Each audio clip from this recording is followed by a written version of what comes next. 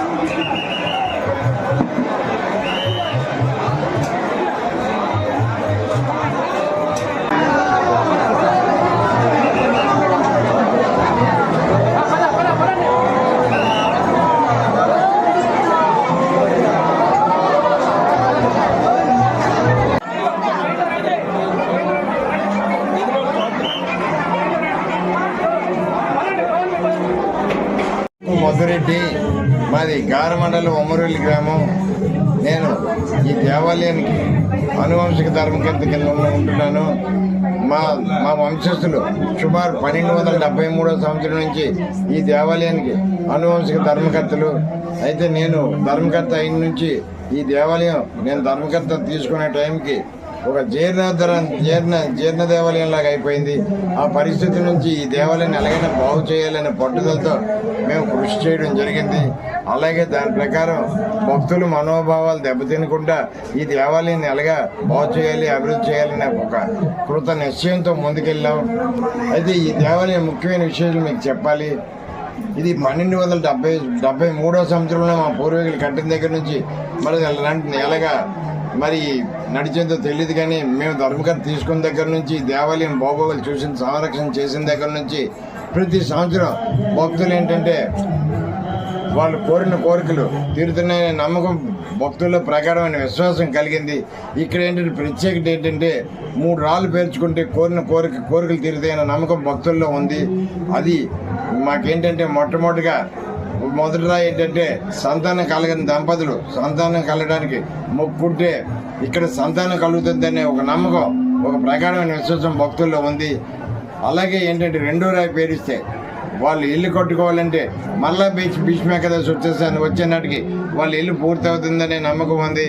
ఇక్కడ కొండ మీద రాయి వాళ్ళు తీసుకెళ్లి పునాది ప్రారంభోత్సవం కూడా జరుగుతుంది. అది భక్తులకు విపరీతమైన నమ్మకం, ప్రగాఢ విశ్వాసం కూడానండి.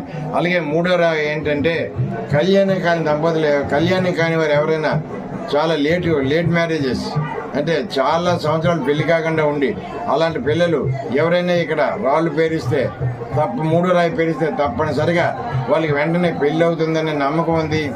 అందువల్లే మీరు ఇప్పుడే చూశారు. ఇది నేను ధర్మకర్తగా నేను తీసుకున్నప్పటికీ ఈ దేవాలయం సుమారు 4-5 వేల మంది భక్తులు వచ్చేవారు. ప్రతి సంవత్సరం భక్తులతో తాగిడి వస్తుంది, పెరుగుతుంది. దాని ముఖ్య కారణం ఏంటంటే భక్తుల కోరికలు తీరుస్తున్న స్వామి శ్రీ శ్రీ కాళీమాతను వేణుగోపాల స్వామి కాబట్టి ప్రతి సంవత్సరం భక్తులు పెరుగుతున్నారు.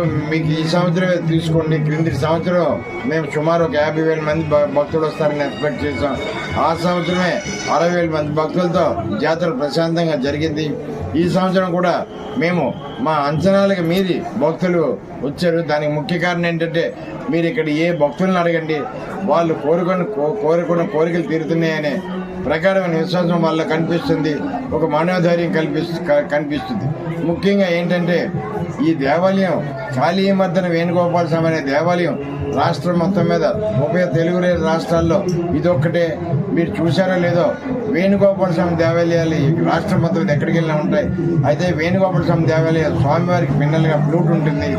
ఇక్కడ వేణుగోపాల స్వామి ప్రత్యేకత ఏంటంటే సర్పంపై కాళీయుడిని మదించిన మీకు విగ్రహం కనిపిస్తుంది, మూలవేరుడు స్వామివారిది. అంత చక్కనైన విగ్రహం ఇది. స్వయంభూ అంటారు. మరి మాకు తెలిసి అయితే నాకు తెలియతుంది, మా పూర్వీకులు చెప్తారు ఇది స్వయంభూ.